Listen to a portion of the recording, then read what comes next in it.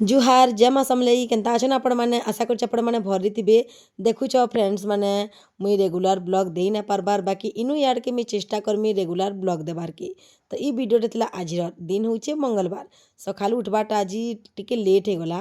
तो बापा ले तो जल्दी टिफिन बना हेसी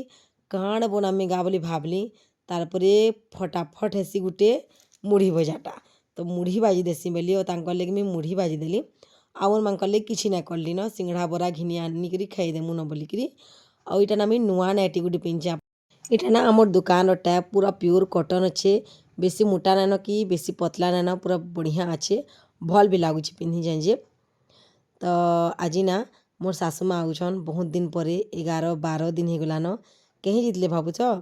हाँ मोर डेढ़ सास घर जीतले कहीं रेगुलर पोस्ट ना हबार वीडियो तो आपण मैंने जानी ना पारबार मोर डेढ़ सास देहना भल ना थी। तो सी ना आमरी पदमपुरे थी बोले आमर घरे थे कि दिगा 15 दिन बाकी थे बाकी से तो चाकरीटे कर जह दिन तो रही ना पार ना चाकरी छाड़ी करी। तो हेती लगे मोर सासू माँ तांकर संगे जाइए आउ तांकर सास घरे रहले 11-12 दिन टी आज आसुछन। तो बहुत खुश लगुला माँ हेती दिन नाती जी घटा पूरा छीना लगुला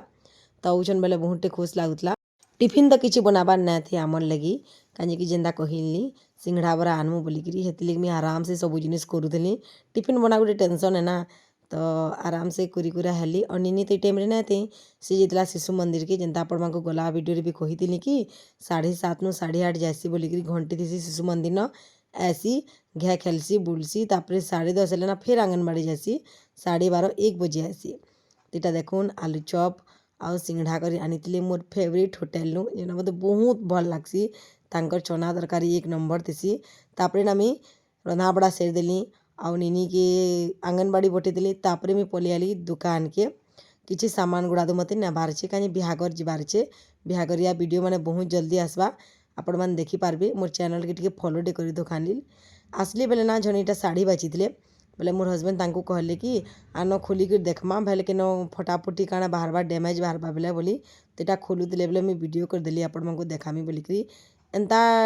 शाढ़ी मोर ना भी अच्छे ना आपण मैंने देखी कि कलर खाली अलग अच्छे इस शाढ़ी तो बहुत डिमांड अच्छे जदि आपण मानक भी दरकार ना आमर दुकान के आसुन जेनटा कि नेहरू गली पदमपुर अच्छे बजरंगबली मंदिर अच्छे आपण मैंने देखिपारे लागिक आमर दुकानटा अच्छे तो आसिक आपण मैंने नहीं पारे। बहुत लोग कमेंट कहसन ऑनलाइन देश कहीं दीदी बोलिकी तो ऑनलाइन करबार तो ना करबार थे कहीं देख दुकान मनुष्य ऑनलाइन कर पार्बा क्या मोबाइल के देखबा कि एडा कस्टमर होते हेन्ते भी आमर दुकान रे किसी स्टाफ नाइन मैंने एकला ही सब संभलासन बाकी मुई क्या भापसी कर्मी क्या बोलिकी लेकिन आज दिन देखुचे तो छुआ पिला घर द्वार नहीं देखले ना भाज